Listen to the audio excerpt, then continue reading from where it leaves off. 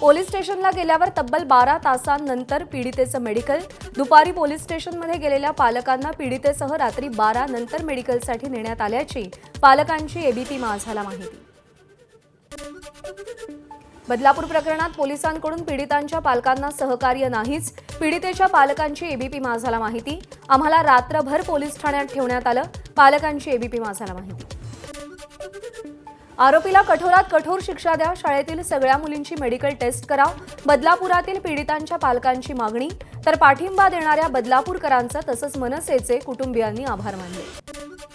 आरोपीला कठोर शिक्षा द्यावी, बदलापूरच्या पीडितांच्या पालकांची मागणी। मनसे आणि पाठिंबा दिलेल्या बदलापूरकरांचे आभार मानले।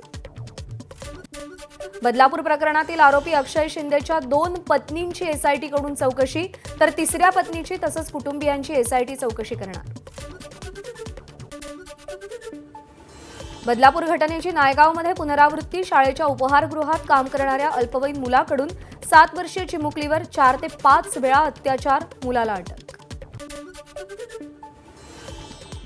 चंद्रपूरच्या नागभीडमधील सामूहिक बलात्कार प्रकरणी 5 आरोपींना अटक, तर अल्पवयीन आरोपी बाल न्याय मंडळाकडे सादर।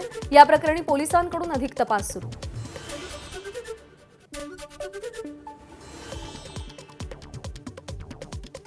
भाडोत्री म्हणून राहणाऱ्या तरुणाकडून घरमालकाच्या 3.5 वर्षांच्या मुलावर लैंगिक अत्याचार, नाशिकच्या मनमाडमधली घटना।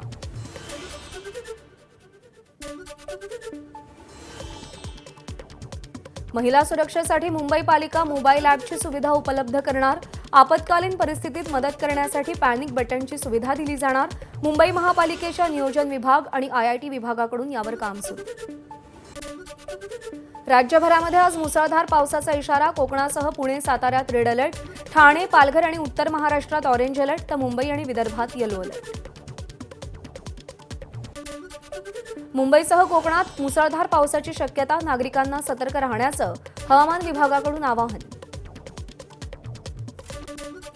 सिंधुदुर्ग जिल्ह्याला काल रात्री मुसळधार पावसानं झोडपलं, अरबी समुद्रात कमी दाबाचा पट्टा निर्माण झाल्यानं पावसाच्या जोरदार सरी, आज सिंधुदुर्गाला पावसाचा येलो अलर्ट। काही दिवसांच्या विश्रांतीनंतर कोकणासह मराठवाडा, पश्चिम महाराष्ट्र आणि खानदेशात पावसाच्या जोरदार सरी, त्यामुळे राज्यातील धरणं 80% भरली। एबीपी माझा, उघडा डोळे बघा नीट।